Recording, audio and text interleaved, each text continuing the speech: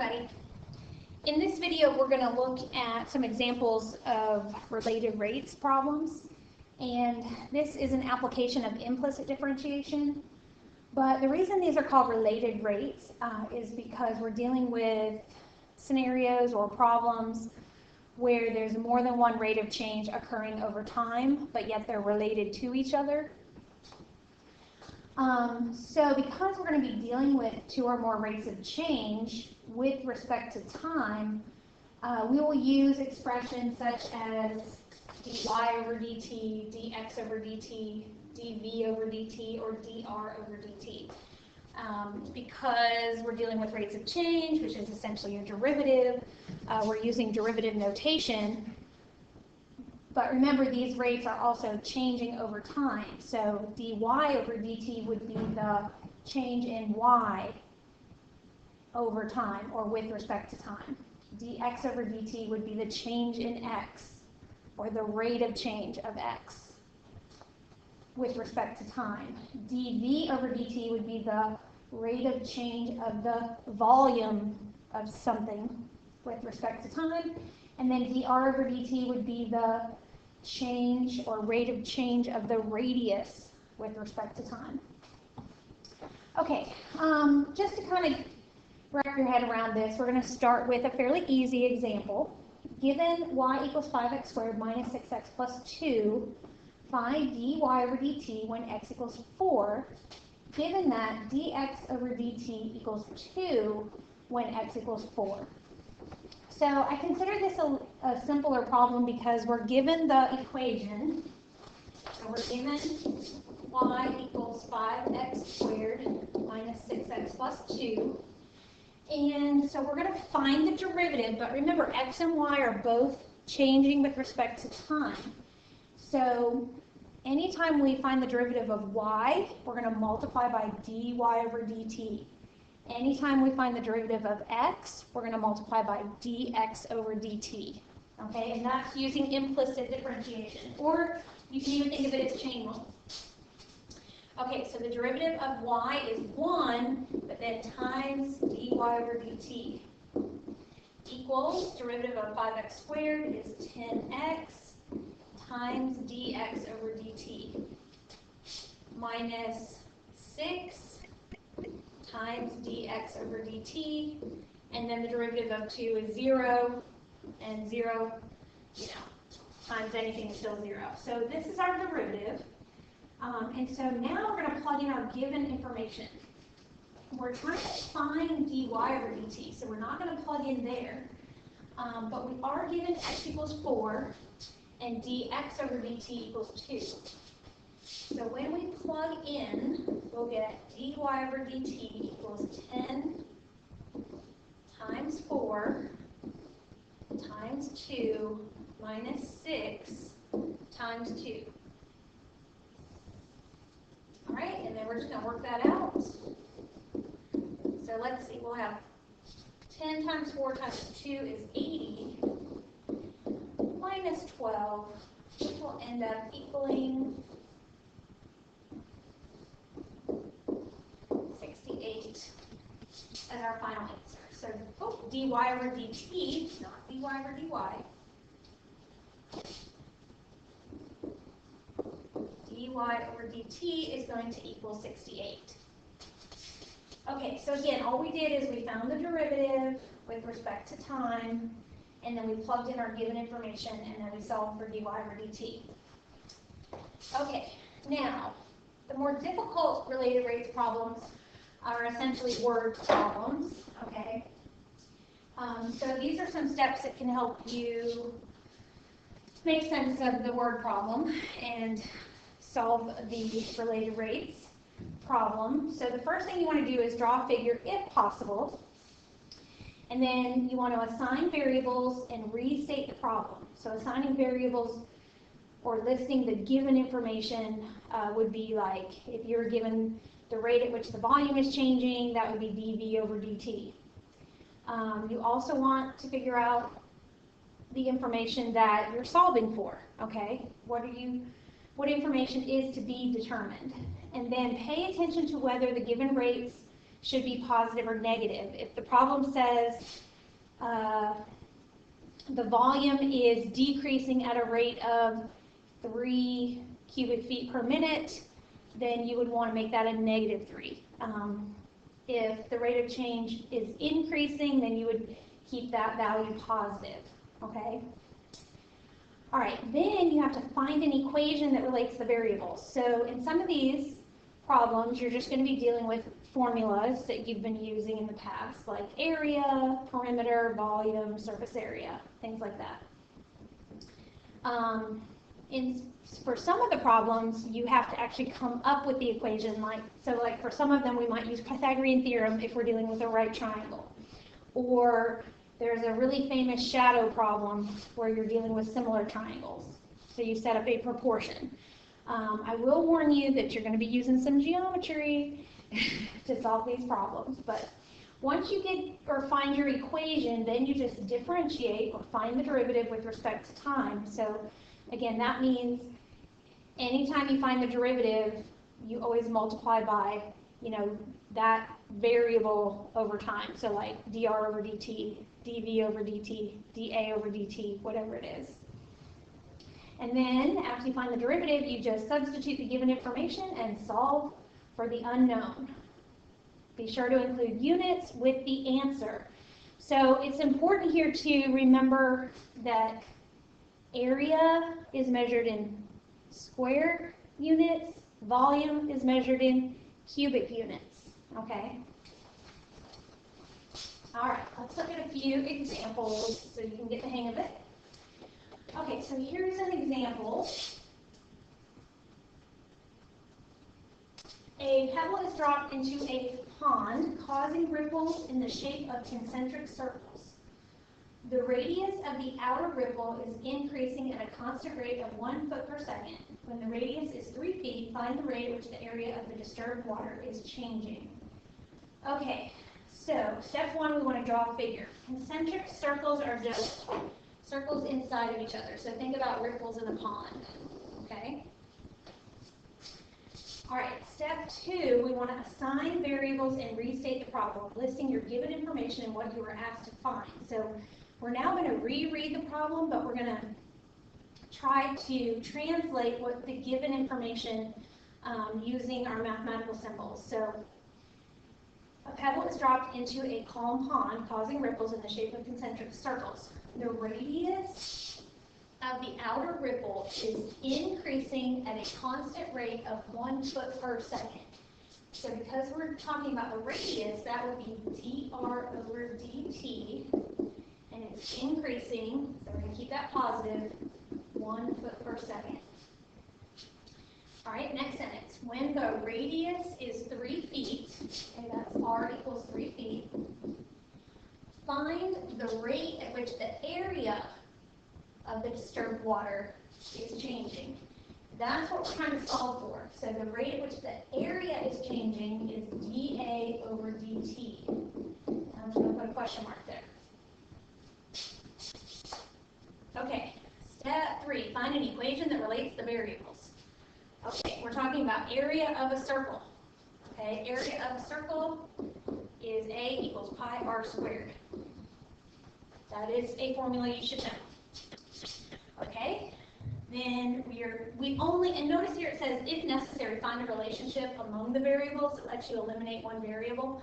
We actually don't have to do that for this problem because this is area in terms of the radius, which is only one variable. So we can skip that part.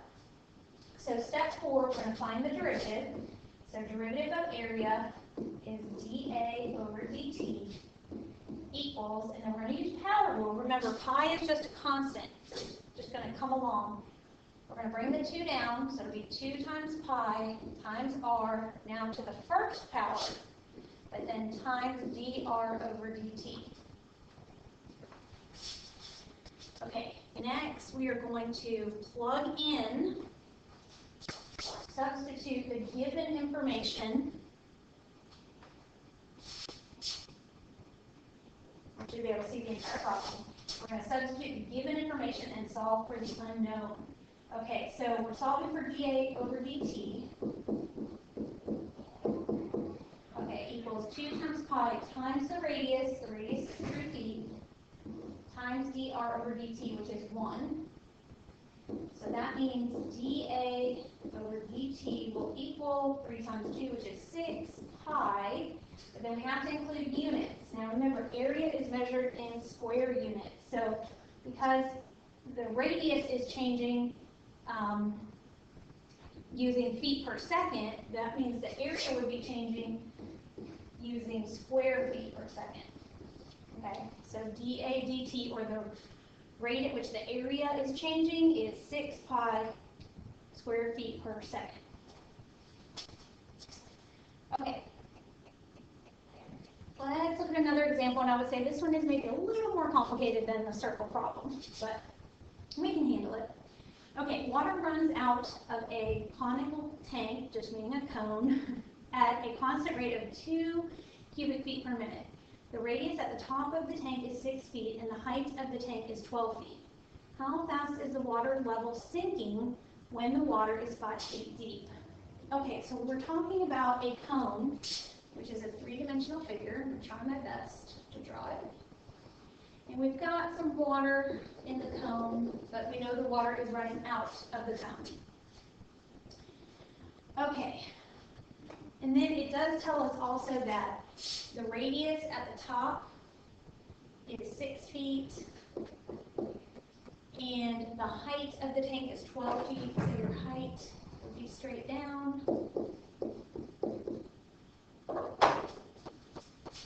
Okay, so that's kind of what our diagram looks like. All right, step 2, assign variables listing your given information and what you are asked to find. So let's go back to our problem and read it a little bit closer. Water runs out of a tank at a constant rate of 2 cubic feet per minute. Now, notice that this problem does not say volume, the rate at which the volume is changing. But I can tell that this rate represents volume because it's measured in cubic feet per minute. So sometimes your units of measure can help you kind of figure out what they're talking about. Okay, so we're talking about the rate at which the volume is changing equals, and remember the water is running out, so our volume would be decreasing. So we want to make that -2 cubic feet per minute. Okay, keep going.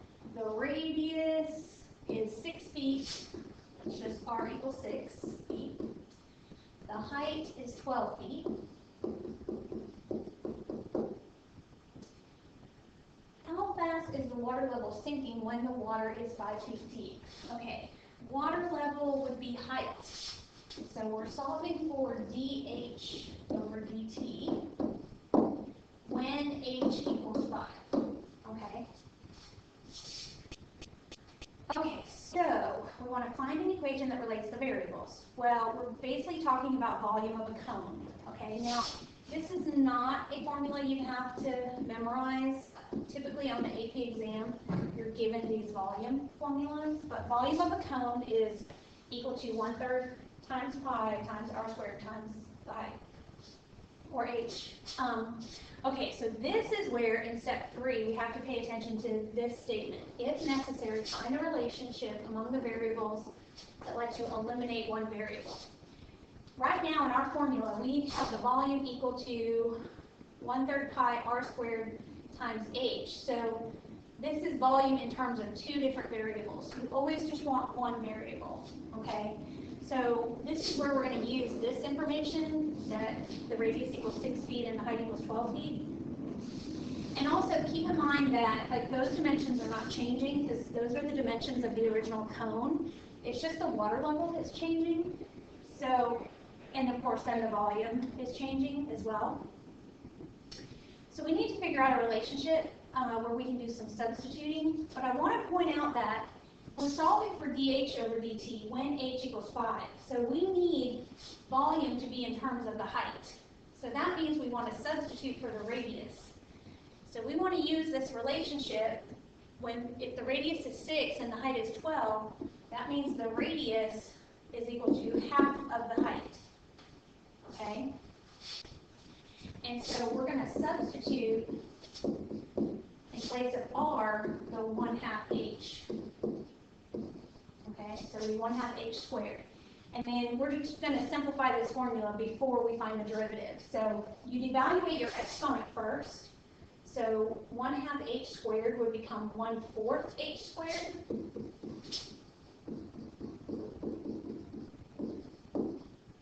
Times h, and so h squared times h is just, and by the way, we can multiply the 1/3 by the 1/4. So we'll get 1/12 times pi times h cubed. Okay, so that's the equation that we're going to differentiate. So derivative of b is dv over dt equals your 1/12 pi is just a constant multiple.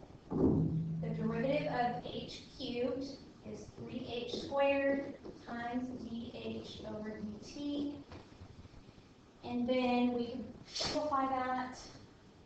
So we can multiply the 3 times the 1/12, which will become 1/4 times pi times h squared dh over dt. Okay, so we can just rewrite what we have before we plug in. dv over dt equals 1/4 pi times h squared times dh over dt. All right, let's go ahead and plug in. So dv over dt is -2.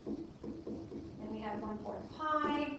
H is 5, so that would be 5 squared times dh over dt. Okay, so if we evaluate 5 squared, which is 25, times 1/4 pi, that would be 25 pi over 4 times dh over dt. And then to solve for dh over dt, I'm just going to multiply by the reciprocal. I'm going to make it 4 over 25 pi. And this would be like -2 over 1. So we end up with dh over dt equaling -8 over 25 pi.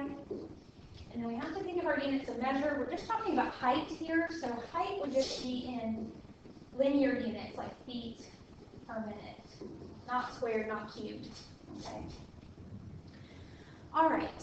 So I know that one was a little tricky, but at least you're, seeing the steps and getting the overall idea. You really have to practice these to get better at them. Okay, so what I want you guys to do is actually pause the video and try this problem on your own. Just pause the video and try this problem, and then come back and we'll go through it.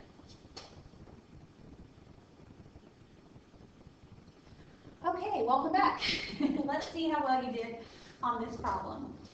Okay, a 13-foot ladder is leaning against a wall. Suppose that the base of the ladder slides away from the wall at a constant rate of 2 feet per second. How fast is the top of the ladder sliding down the wall when the base of the ladder is 5 feet from the wall? Okay, so if you think about, like, you have this building, okay, don't laugh at my pictures, and you have this ladder leaning against the wall, and we know the ladder is 13 feet. We basically can represent this scenario with a right triangle, okay? And so whatever variables you want to use, that's totally up to you.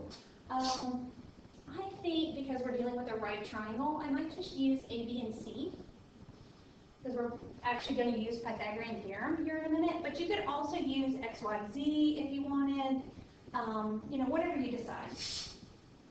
I will say this though, the length of the ladder is actually not changing, so we don't necessarily need a variable for the length of the ladder.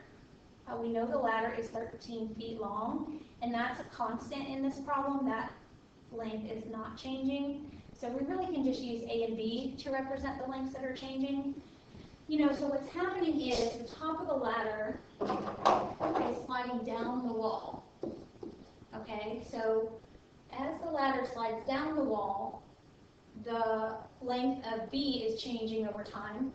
But because the length of the ladder is not changing, that means the base of the ladder is going to be kicked out, okay, which means the length of A is actually increasing. So the length of B is decreasing, the length of A is increasing, okay? So dB over dt would be the rate at which the top of the ladder slides down the wall, and then dA over dt would be the length along the ground, basically, you know, from the wall to the base of the ladder. So, okay, anyway, let's try to assign or list our given information. I pretty much assigned variables already. So, let's go back. A 13-foot ladder is leaning against a wall. Suppose that the base of the ladder slides away from the wall at a constant rate of 2 feet per second. Okay, so that's dA over dt. And sometimes you have to think about whether these lengths are increasing or decreasing. Well, A would be increasing because the base of the ladder is sliding away from the wall. So we'll keep that positive. Okay. How fast is the top of the ladder sliding down the wall? So that's dB over dt, which is our unknown. Okay. When the base of the ladder is 5 feet from the wall. So that would be A. A would be 5. Okay, now, find an equation that relates the variables. So because we're dealing with a right triangle, we're going to use Pythagorean theorem, okay, which is a squared plus b squared equals c squared. Now, because c, which is your hypotenuse, is the length of the ladder, since that's not changing, I'm going to substitute 13 in place of c before we differentiate, okay? So my new equation will be a squared plus b squared equals 169. Okay, now we're going to differentiate with respect to time. So derivative of a squared is 2a times dA over dt plus derivative of b squared is 2b times dB over dt equals derivative of 169 is 0. Okay, now we're going to substitute our given information. Well, let's see if we have everything. We know A is 5. We know dA over dt is 2 feet per second. We're solving for dB over dt, but we are kind of missing the length of B. But here's the good news. It's a right triangle, okay? We have A, which is 5, and we know C is 13. So we could easily find B by using Pythagorean theorem. So it'd be 5 squared plus B squared equals 13 squared, or 25 plus B squared equals 169. Subtract 25, and we get B squared equals 144, square root both sides, and B equals 12. Okay, so I think we have everything now. Okay, so we'll end up with 2 times 5 times 2 plus 2 times 12 times dB over dt equals 0. And then we'll just kind of simplify this. 2 times 5 times 2 is 20, plus 2 times 12 is 24. And then to solve for dB over dt, we'll subtract 20 and divide by 24. So dB over dt will equal negative 20 over 24. And of course, we could simplify that down into, let's see, negative 5 over 6. And then our units of measure would be feet per second. Okay, so hopefully you got close when you gave this one a try. But we'll definitely practice this more in class because, again, they just take practice. All right, guys, thanks for watching. Have a good night.